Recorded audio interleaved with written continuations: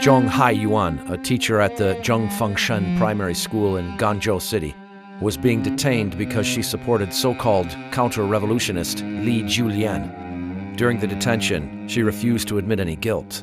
Moreover, she wrote on the prison wall, "Down with Hua Guofeng," the then Chinese Communist Party leader. As a result, Zhong Haiyuan was also classed as counter-revolutionary and sentenced to death. On April 30th, 1978, she was tied up, paraded on the street, and then taken to the execution site to be executed. The soldiers who carried out the execution deliberately fired the bullet at the right side of her back instead of the left side where the heart lies, so that she would not die instantly. Waiting medical personnel rushed forward and brought her into a covered military vehicle. On the surgery table temporarily set up for the purpose, they quickly took her kidneys while she was still alive. One of the kidneys was soon transplanted into the body of a senior official's son in Nanchang No. 92 Field Hospital. Over 30 years have passed since then. With the reform and open-door policy, China's economy has grown rapidly. At the same time, induced by huge profits, the number of organ transplants has also increased astonishingly. Especially since 1999, there has been an explosive increase in the number of organ transplants in China. According to official figures, the annual number of organ transplants reached nearly 20,000 in 2006, ranking it number 2 in the world. Moreover, people who could receive organ transplants have expanded from the privileged senior officials of the Chinese Communist regime to rich people who could afford the high price. Before 2007, as long as one could afford a few $100,000 Chinese yuan, many large hospitals in China could offer the shortest waiting time for organs. In the 6 or 7 years since year 2000, the waiting time publicly declared by some hospitals was 1 to 4 weeks, or even several days. Many large hospitals carried out multiple transplant surgery at the same time, day and night without stop. Behind these astonishing figures hides a serious question. In China, where are these massive number of human organs coming from? In the 21st century today, does the tragedy suffered by Zhong Haiyuan, whose organs were harvested while alive, still go on?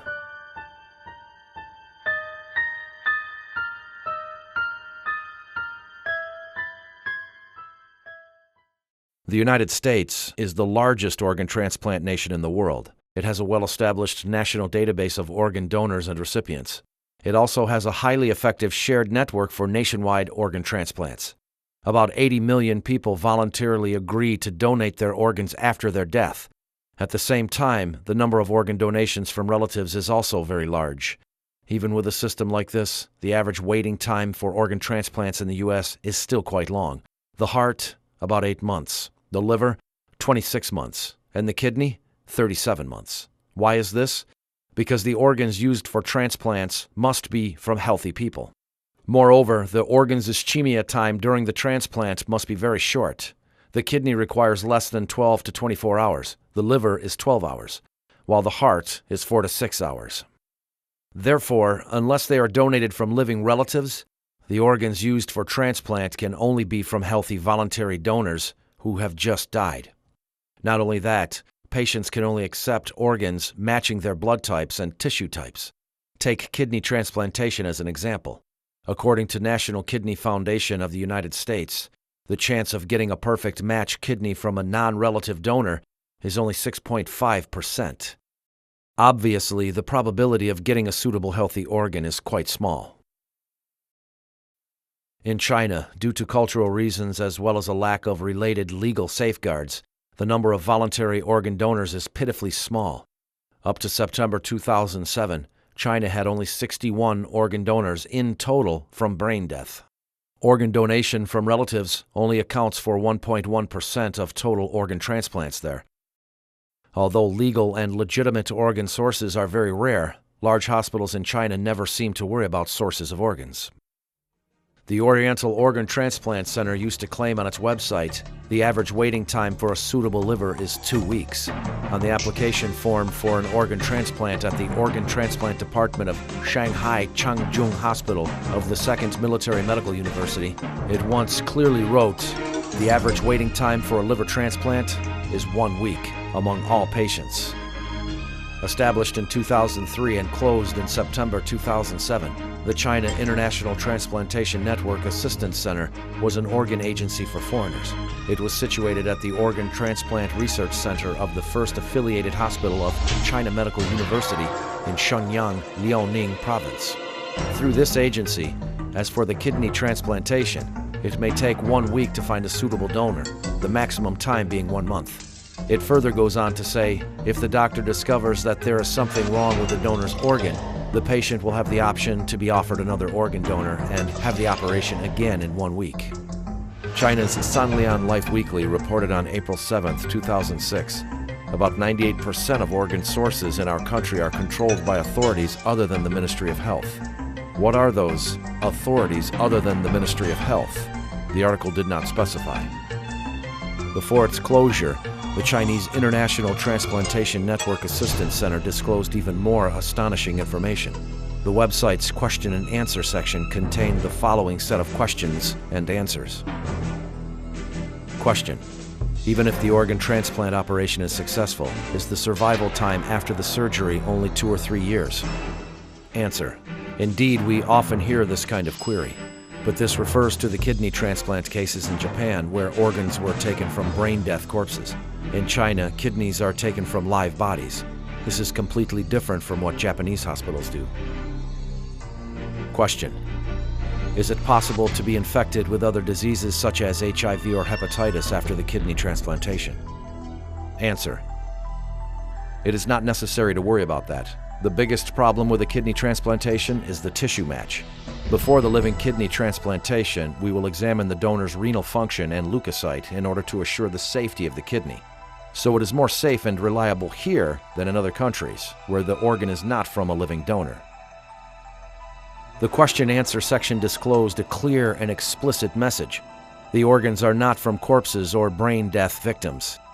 Instead, they are from living people. In fact, the China International Transplantation Network Assistance Center is not the only living organ provider in China. Here is a phone conversation between an investigator posing as a patient's relative and a doctor in the First People's Hospital of Shanghai Jiao Tong University. 你好，你是肝移植中心，它的号码是多少？转接中，请稍后。喂，你好。喂，你好。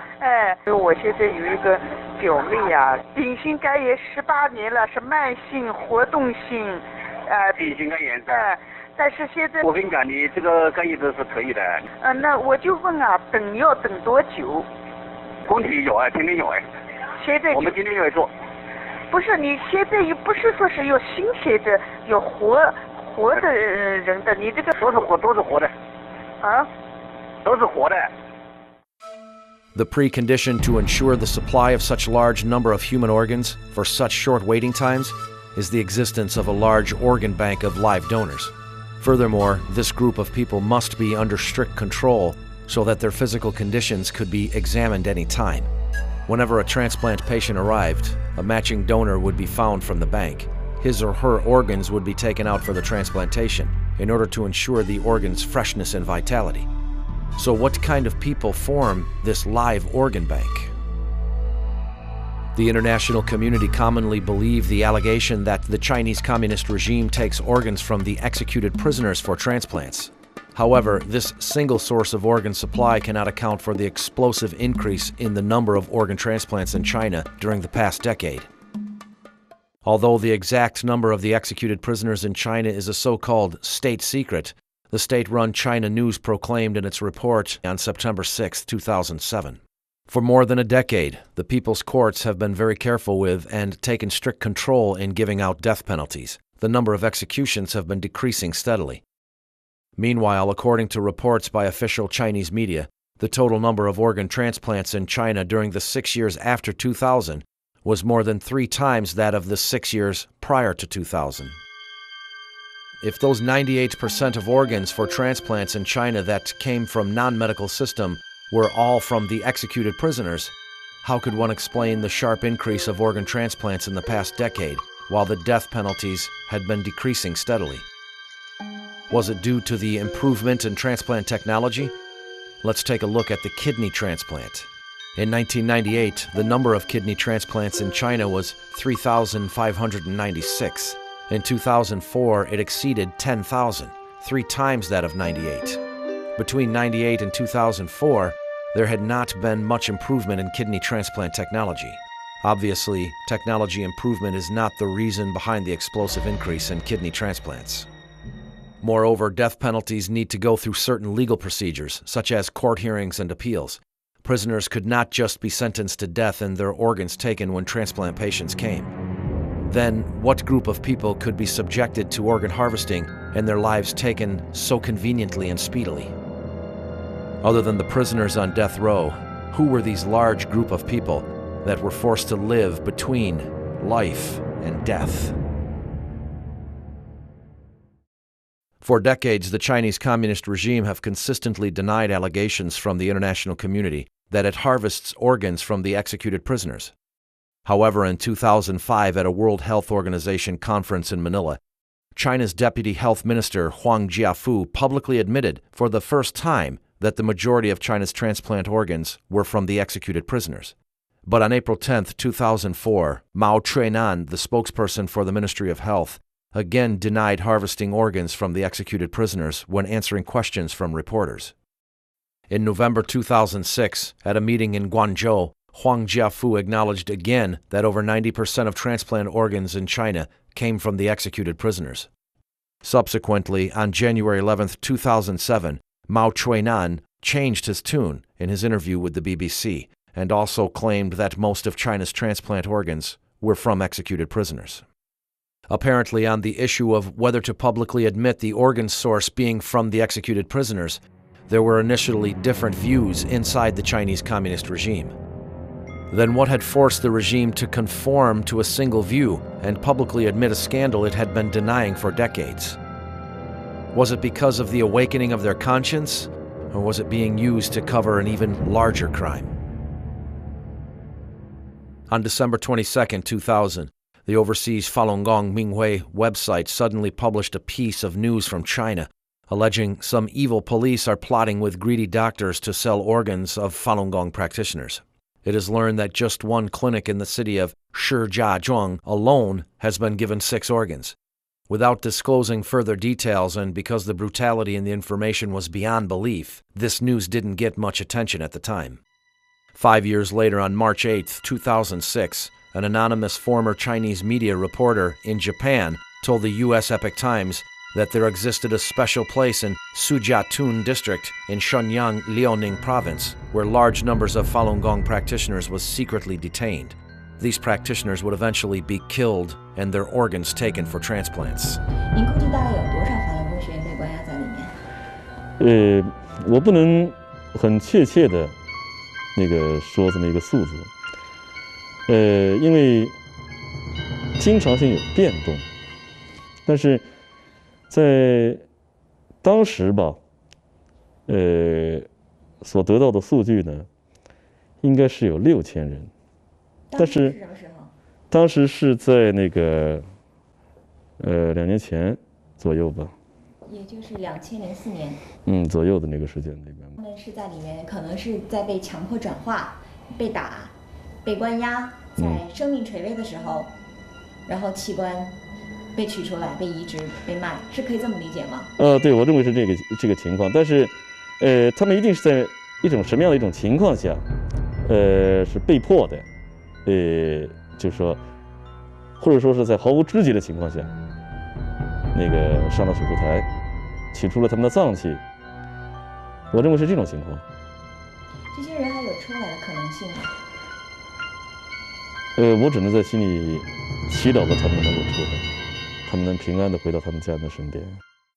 9 days later, a former employee of Liaoning Provincial Thrombosis Treatment Medical Center at Sujiatun disclosed more details about this secret detention center to the Epoch Times. She said that this secret detention center was actually situated inside the hospital where she worked. The exact address is 49 Shusong Road, Sujiatun District, Shenyang. In this hospital, shocking atrocities of large-scale organ harvesting from living Falun Gong practitioners, such as kidney, liver, and cornea, took place. Her ex-husband took part in cornea removals from live Falun Gong practitioners. 我的前夫曾经参与过摘除法轮功学员器官的手术，他是一名脑外科医生。参与摘除法轮功学员眼角膜手术，包括部分在法轮功学员活体上摘除眼角膜。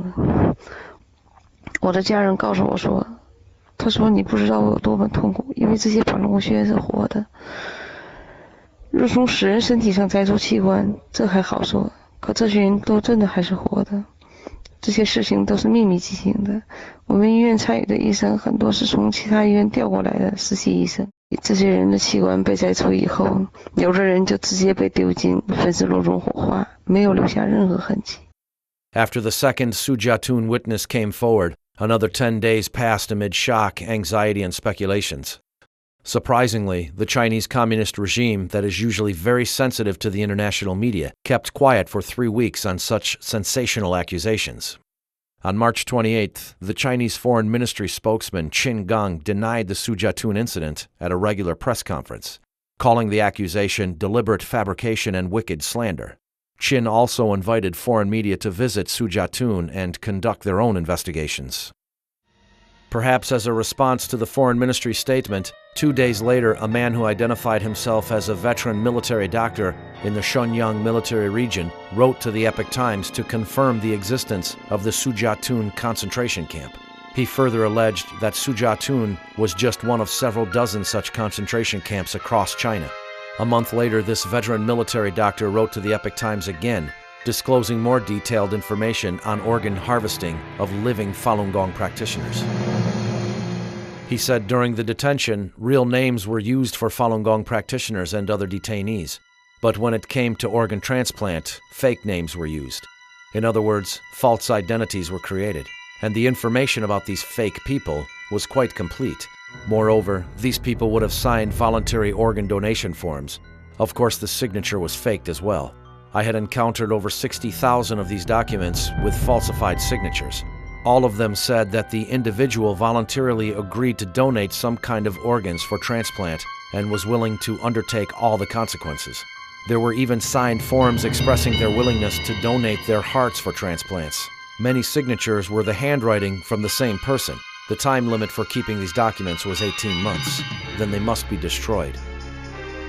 This veteran military doctor continued. Many people concentrated their attention on the official organ transplant figures. In reality, the number of organ transplants carried out underground was many times more than the official figures. The organ transplants are managed by the military, so attentions must be concentrated on many military facilities. Those are the true concentration camps. This explosive news exposed such brutality that many people may find it difficult to believe. However, looking at atrocities committed by the Chinese Communist regime in history, this is not impossible. The first kidney transplant surgery in Communist China was done in 1960. Since then, it has become a routine practice to take organs from living prisoners to meet the needs of senior officials from the party, the government, and the military. 你像这个江西的钟海源。 Like Zhong Haiyuan in Jiangxi province, her kidney was taken while still alive in order to carry out the kidney transplant for a military pilot. Zhong Haiyuan had her kidney taken as a political prisoner. In other words, in the system of the Chinese Communist regime, once someone is labeled as a political prisoner, an enemy of the party or the state, no method used against them is considered excessive. Then, when Falun Gong practitioners are being persecuted, they fall into the same scenario. The regime has used every means in its disposal to demonize Falun Gong and sees it as its biggest enemy. Therefore, in the society, everyone knows that the Chinese Communist regime has regarded Falun Gong as the enemy. On October 9, 1984, the Supreme Court, the Supreme Procuratorate, Ministry of Public Security, Ministry of Justice, Ministry of Health, and Ministry of Civil Affairs jointly issued a document titled Temporary Provisions on Using Bodies and Organs of the Executed Prisoners. The document clearly stipulated that organs from 3 types of the executed prisoners could be used for transplants. The regulation provided legal backing for harvesting organs from the executed prisoners. More frightfully, it broke the moral bottom line of people involved, such as police and doctors. When body parts of certain people are legally defined as industrial raw material, the defense and respect for the human body becomes non-existent.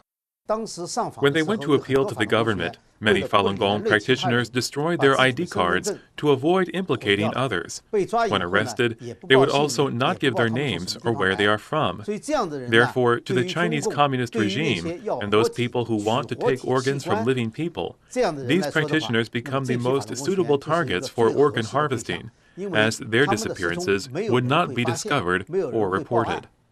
Without a doubt, organ transplantation is a highly lucrative business. The Organ Transplant Center of the People's Liberation Army No. 309 Hospital claimed on its website, "Our transplant center makes most money for clinic department. From January to June of 2004, income was 13.57 million yuan. This year, 2004, it is likely to exceed 30 million yuan." According to an article in the Southern Weekend, on July 18, 2007, the Oriental Organ Transplant Center in Tianjin made huge profits. Liver transplants alone brought the center at least 100 million yuan a year in income. In September 2006, the new building for the Oriental Organ Transplant Center, costing 130 million yuan to build, opened for business with 500 beds. The explosive increase in China's organ transplants started with the persecution of Falun Gong in 1999. The Sujiatun incident and the inside information disclosed by a veteran military doctor from Shenyang made people realize for the first time that body parts from innocent Falun Gong practitioners might have become the raw material for this industry. After the Sujiatun incident came to light, representatives from the U.S. Embassy and the U.S. Consulate in Shenyang were given 2 guided tours of the Thrombosis Treatment Medical Center in Sujiatun, once accompanied by hospital officials, once by officials from China's Ministry of Foreign Affairs. After the visits, they issued a statement declaring that they found no evidence that the site is being used for any function other than as a normal public hospital. Meanwhile, responding to the invitation issued by China's Foreign Ministry spokesman Qin Gang to the international media, the Coalition to Investigate the Persecution of the Falun Gong in China, a non-governmental organization formed by Falun Gong practitioners, third-party lawyers, scholars, and journalists, applied for visas at China's overseas embassies and consulates, requesting to go to China to independently investigate the Sujiatun incident. All the applications were uniformly refused. On the one hand were detailed inside stories. On the other hand were the denial by the Chinese Communist regime after a long silence and its refusal to the third-party independent investigation. The whole thing seemed to have reached an impasse.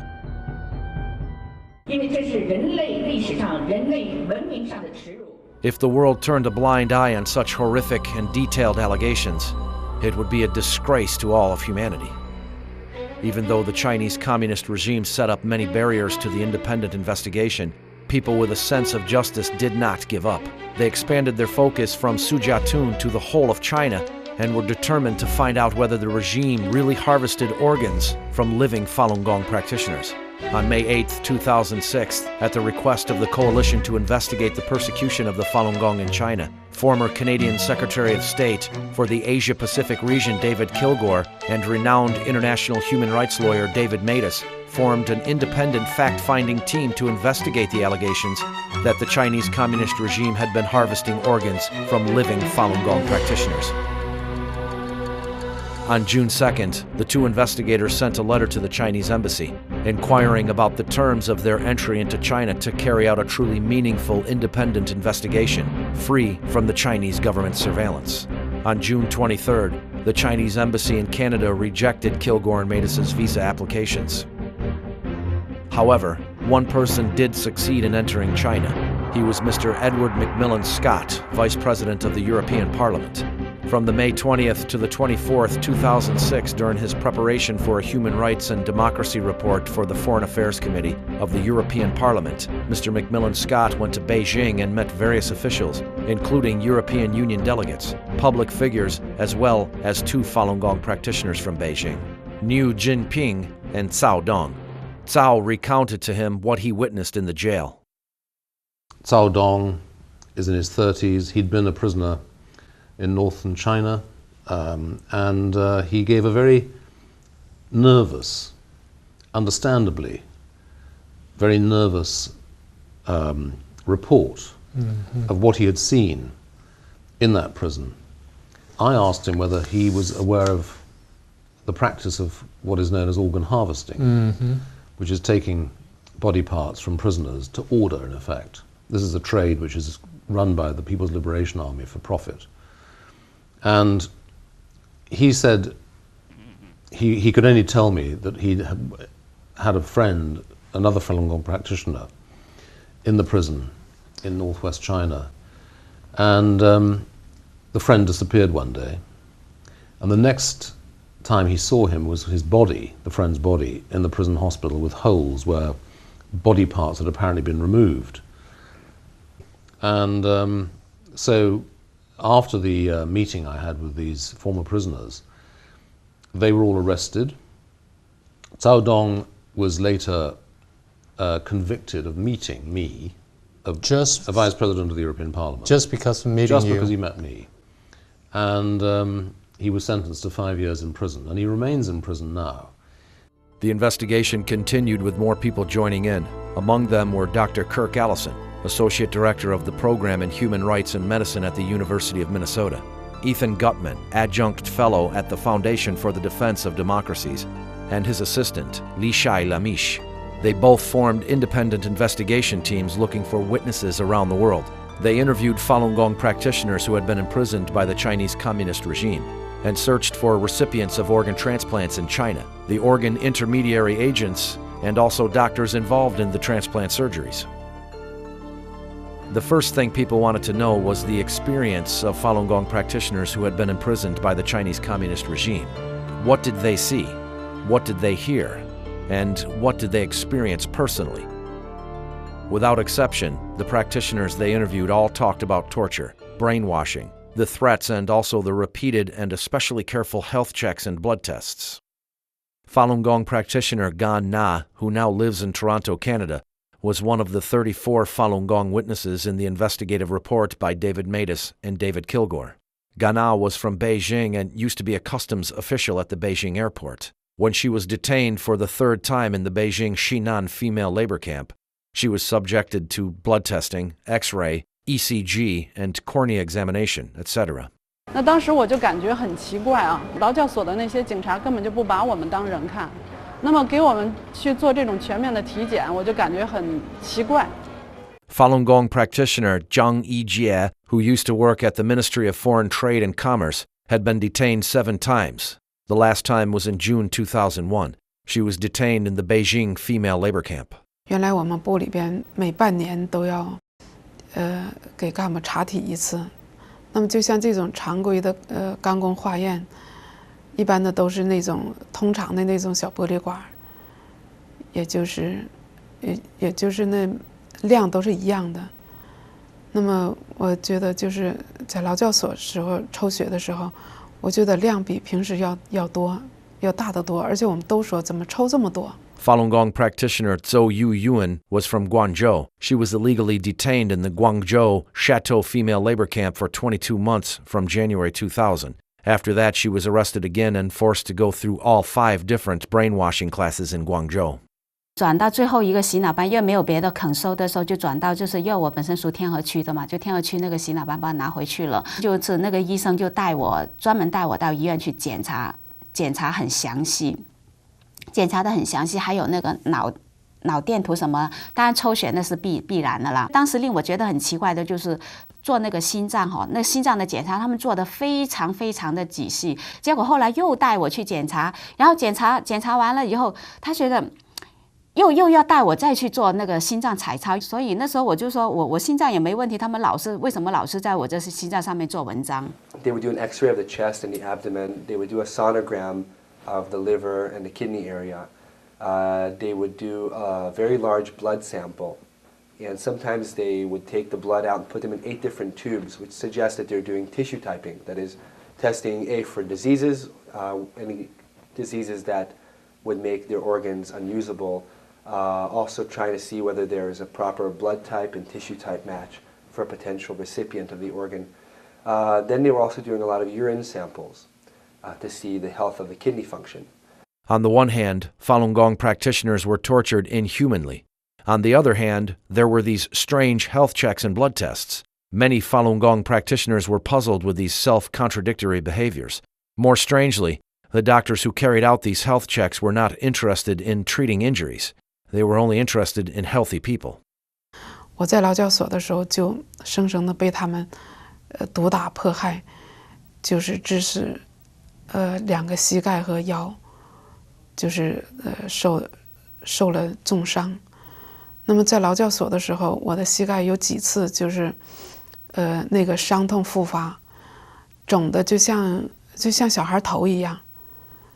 那么那个就是在班长啊和那个包夹几次的跟那个干警要求下，他们都不带我上医院的。Here, what we're told, for example, in Masanjia, when the women were taken into Masanjia labor camp, and they went into the hospital clinic to check their health, if somebody came in on a stretcher, that is, they were lying down from torture, they'd already been beaten in the detention center or in Masanjia, then the doctors would look at them and just wave them away. So if they were visibly injured or sick from torture, they would not be interested at all. They wanted young people, healthy people, and the more healthy they were, the more comprehensively they checked them. They did repeated blood tests and urine samples to see how they could use their organs. In June 2008, David Matus found a person in the U.S. who was once imprisoned in Jiangsu province. He was not a Falun Gong practitioner. To avoid persecution from the Chinese Communist regime, he was given an alias, Lanny. During a 2-year imprisonment between March 2005 and the beginning of 2007, Lanny was transferred between 17 different cells. The prisoners who had been there for a long time told him that during 2002 to 2003, at least 2 to 3 Falun Gong practitioners in every cell had their organs removed while still alive. 因为在看守所里面，每年都要进行至少2次的体检吧。关了很多年的老犯人呢，就偷偷的告诉我呢，这就是要摘这些人的器官。你看这些身强力壮的小伙子呢，都是要摘他们的器官的。就是那些死刑犯呐，还有法轮功的学员呐，因为检查这些人的身体的时候呢，特别的仔细，而检查别人的身体就是一概而过了。主要是要对这些死刑犯和法轮功这些人员的身体检查是主要的。Lanny had personally witnessed the scene of a person being injected with drugs before being taken away for organ harvest. In one case, he saw this person being inoculated or being fed intravenously a syringe, which had a numbing effect on him. On the neck? On the neck, yeah. 看见亲眼看见的，他人被那个绑起来嘛，5号大把绑起来，躺在墙上嘛，2根锯子，用他打的麻醉剂打这么一个大针筒，很大的针筒来。有一个我们那个手，我感觉估计我们3个手指头顶在一起，大针管的，你像里面有半管水，针管的水。然后我们去的时候看到他是有半管针管，等到我们急诊回来，这个针管水没了嘛，他这个人就倒在倚在那个墙上嘛，闭着眼睛嘛。There was this white hospital van that was sitting outside all the time. 因为这个车子他开进来嘛，车子开进大院子里面了。你都去骑手那个看得到，是白的车子嘛，很大了，比那个他这个车子白车子比救护车大。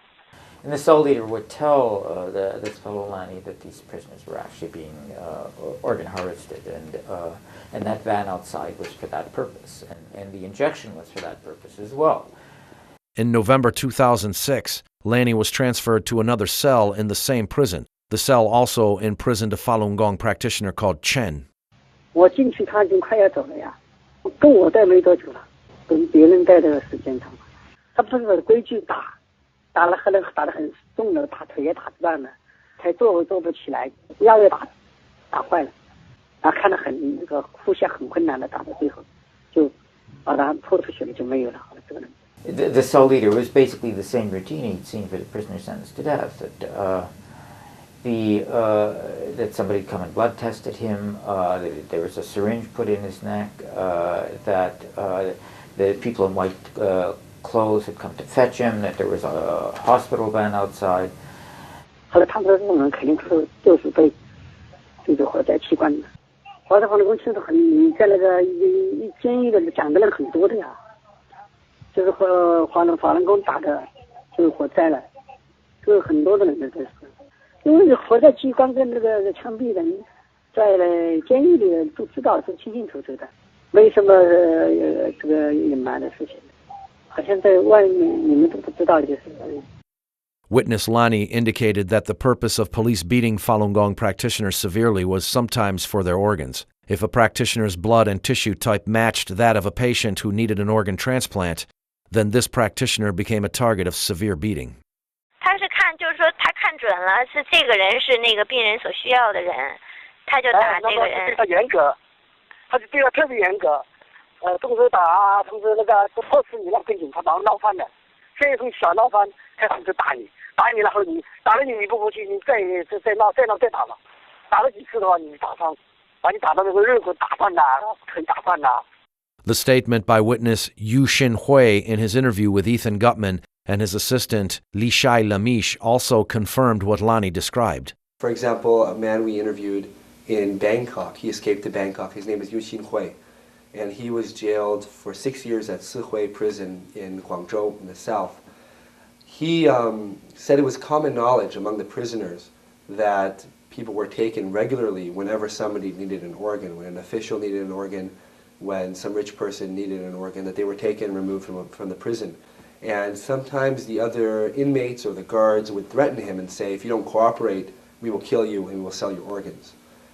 其实我们在监狱都知道，只要你死，或者说你还没死或者怎么样，其实你都要把你的器官搞定。 Yu Xinhui had experienced 3 health checks in the prison.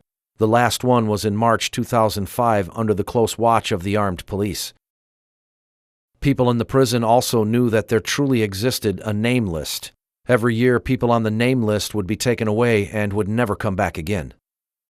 Once a year, a bus would come in and it would sweep through their prison cells, and they would park right outside their building, and the policeman would come into their hallway, and they'd have a list of people, and they'd go in and ask for the person, check, okay, you this person, okay, just take your shoes, take a jacket, let's go. They would not even allow them to get their stuff. Go to the next room, find a person. It was very terrifying for them. They didn't know who was being taken, why, where they were going. And they just collected these people, put them on a bus. Sometimes it was 2 or 3 or 4 big buses full of people in the middle of the night, take them away. And these people were never seen or heard from again. From the Google online satellite map, Yu Xinhui pointed out to the investigators the parking locations in the jail for the coaches that were used to take away Falun Gong practitioners late at night. Among the witnesses interviewed by these 2 investigators, 15 of them were forced to go through these suspicious health checks and blood tests, like Yu Xinhui. And I mean, basically, if you're Falun Gong and you're in prison, you're on your way to being organ harvesting, as far as I can see. In order to obtain more direct evidence, overseas investigators made direct phone calls to a number of hospitals and transplant doctors to ask about the sources of organs. The callers presented themselves as potential overseas recipients or relatives of potential recipients. 哎，是宋主任吗？啊，您说吧。哎，他那个医生跟他讲，就是说这个肾源挺好，就是练法轮功身体都比较好。我们也会有，这个我们可能大概有，今年到目前为止，可能这样的有10几个这样的肾脏。啊，喂，哎，请问是广州军区武汉总医院？哎，那你们这边的话，有没有可能就是法轮功这样的肾源，有没有可能有几个？ 法轮该用就用呗，是不是？你管他法轮功啊，是不是？哎，你好，你是中山医院对，是的，好，家长医治中心吗？对，是的。我是要咨询一下我的。那等会儿啊，我再一上来好吧？啊。喂。喂，你好。哎，你好，你是医生吗？你是哪里？你贵姓啊？我怎么称呼你啊？我姓沈，你姓沈啊？这个移植手术啊？可以做的。那要等多久啊？本来以后1个礼拜左右就可以做了。那但是这个提供的这个就是有健康有心血，那当然是好的了。给你提供的都是青少年，其中的这个法轮功的这种提供的，这个我们都是这种。 In addition, the International Coalition to Investigate the Persecution of the Falun Gong in China, headquartered in the U.S., confirmed the same conclusion with a similar method. One example is between June and July 2007, an investigator from this organization established the connection through phone calls with a kidney intermediate agent at the Army's No. 307 hospital. The communication lasted for several weeks, and the accumulated conversation's time amounted to several dozen minutes. 你就给我打听一下，以前呢，我跟你说过吧，以前就说我们这边跟你说实话是做过2例，知道吗？搞过这2例。2个法轮学院的。对，搞过这2例。监狱里面呢，就说像法轮功搞过，我也跟那个什么以前那个大姐说过，是搞过。对。搞过就说现在呢，就说有点比以前来说有点难度，比较大一点。你原来搞是在哪个地方搞的吧？是在那个西城。西城。那你现在还有一个呢？你这个东西呢，你怎么确定它是法轮功学员？这一点你了解过吗？怎么确定法轮功学员？到时候我们这边头上面有人会给你出现资料，知道吗？他会出资料给你，这你放心。那好。At the same time, when the above testimonies were obtained, the Israeli police solved a case that provided more direct proof for the allegation of organ harvesting from living Falun Gong practitioners. On July 31, 2007, the Israeli police arrested 4 men suspected of being intermediary agents for introducing people to go to Asia to have organ transplants. They made several $1 million from patients without declaring it. The arrested suspects were the CEO of Medict, Yaron Ishak Yodakim, and his partners. The largest newspaper in Israel, Yedioth Ahronoth Latest News, reported that on November 17, 2006, unaware that their conversation was being recorded, Yodakin told a disguised reporter for the newspaper's weekend magazine that his company could help to provide organs from China's political prisoners, death row prisoners, and Falun Gong practitioners. After the publication of this report, the Israeli authorities started a long investigation of him and confirmed the content of the report. Faced with the investigation by the international community, the Chinese Communist regime responded with its usual manner. The spokesman for the China's foreign ministry, Qin Gang, stated, 我们认为呢，这样的一个报告总体上是不客观、不公正、不公平的。 On the one hand, the regime, without any proof, firmly denied the allegations. On the other hand, it quietly set up various obstacles to the independent investigations. In August 2006, in Melbourne, Australia, Parliament member Victor Purton invited David Kilgore to give a speech in a forum.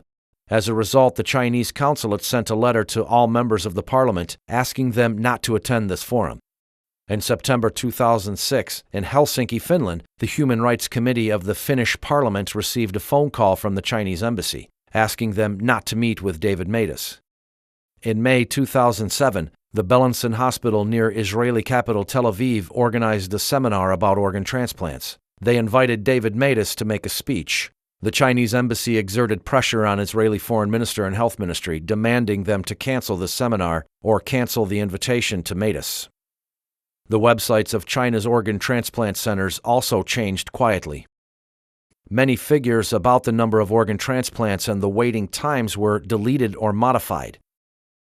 Some websites disappeared completely. However, some of these original materials could still be found at their archived locations. Refined propaganda tools were also used by the Chinese Communist regime to respond to the investigations. Since June 2006, the independent investigative reports by David Matas and David Kilgore have received extensive attention in the international community. As a response, in June 2007, the Phoenix TV in Hong Kong, which is backed by the Chinese Communist regime, produced and aired a TV documentary titled An Investigation into David's Investigative Report. In this documentary, it used interviews with some officials and doctors named in the investigative report to deny the report's conclusion. The DVDs of this documentary were distributed by the Chinese Communist regime's overseas organizations. However, this documentary was full of flaws that just prove the authenticity of the investigative reports.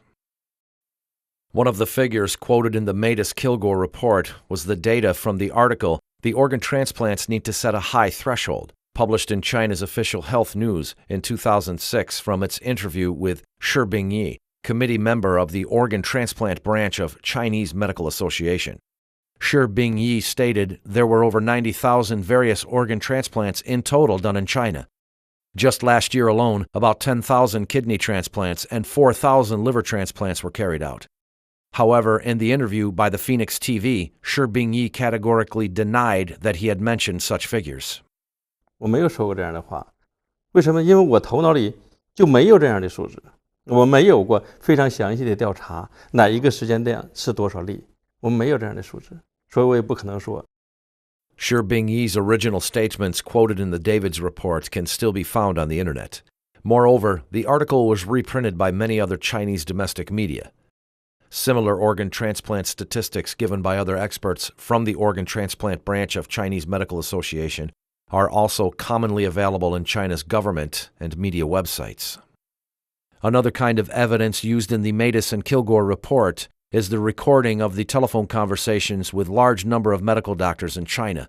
Among the doctors contacted, many of them admitted to have used organs from Falun Gong practitioners.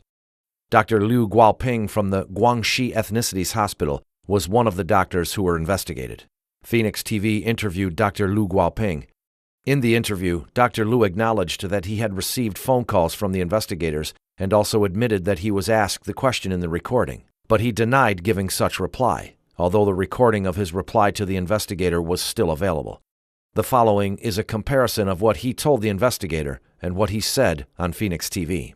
他问我那边是不是用的是法轮功的那些器官，但是我告诉他，我说我并没有参与这方面的手术，不知道他们器官是怎么来的，这方面我没办法回答他。Here is what Dr. Liu told the investigator on the phone. 那你的这个同学有没有跟你说过，他们做的这些都是这种法轮功的，是不是啊？这有些是法轮，有些是家属捐献的。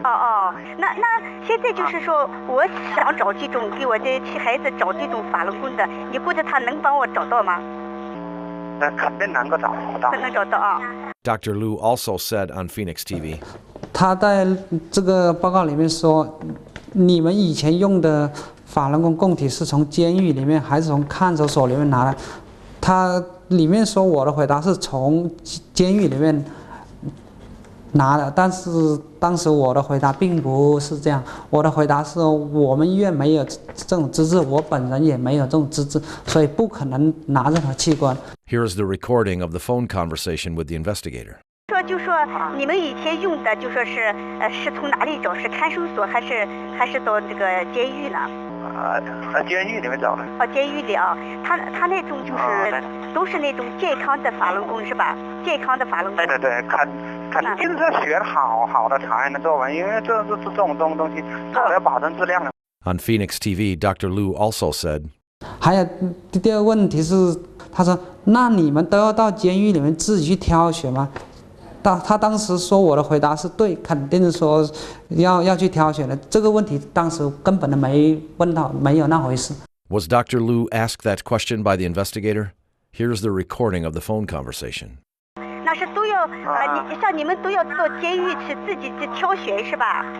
对，肯定挑选。那挑选如果他不让你抽血怎么办？他肯定会让的。他怎么会让呢？有法检在里面的，你怕什么？这东西都用不着你们担心的问题。他会，我知道，他知道会是给他这个取器官移植吗？他会知道吗？不知道啊。他不知道啊，就是那就不让他知道是吧？知道他就不让抽了是吧？对。那怎么说服让他说他说你抽血干什么？那你怎么讲呢？哎呀，这个他们会有办法，这个不是你担心的问题。I mean, it was actually interesting for me to see the video they put out or to see the response they put to NOAC because, I mean, this kind of silly response, in a sense, is a vindication. It's a reaffirmation. I mean, if the best that they can do is contradict what's on their, I mean, deny what they put on their website or deny what we have on tape, and obviously, I think we're onto something. With more and more evidence being reported, many governments and international organizations started to express serious concern about the organ harvesting of Falun Gong practitioners in China. In November 2008, the United Nations Committee Against Torture held its 41st session in Geneva. The summary report by the committee specifically demanded the Chinese government to explain the massive increase in China's organ transplant surgeries since the start of the persecution of Falun Gong and the unexplained source of the huge organ supplies. It also demanded the Chinese government to carry out an immediate investigation into the issue, prosecute and punish all personnel involved. In fact, the revelation of this atrocity was originally from a small incident which occurred on the operating table when removing an organ from a living Falun Gong practitioner. On April 13, 2006, the female witness of the Sujiatun incident, the wife of a doctor who was involved in removing corneas from living Falun Gong practitioners, told the following true story in the form of a recording at the press conference in the U.S. National Press Club. 我丈夫有记日记的习惯，他的日记里有一篇日记是这样写的：当这个病人昏厥之后，他用剪刀绞开这个病人的衣服的时候，从衣服的口袋里掉出来一包东西，他打开一看是个小盒子，里面有个圆的做法轮的那个护身符，上面有个纸条，写着祝妈妈生日快乐。祝妈妈生日快乐。我丈夫受了很深的刺激。This Falun Gong practitioner whose organs were removed while unconscious would never know that this small incident which occurred at the point of her death awakened this doctor's conscience, leading to the revelation of this atrocity. However, to end this evil atrocity completely, we need an awakening of many more people's conscience. This unprecedented enormity has placed many innocent lives between life and death. Faced with this crime, each person's choice would place the conscience of humanity between life and death.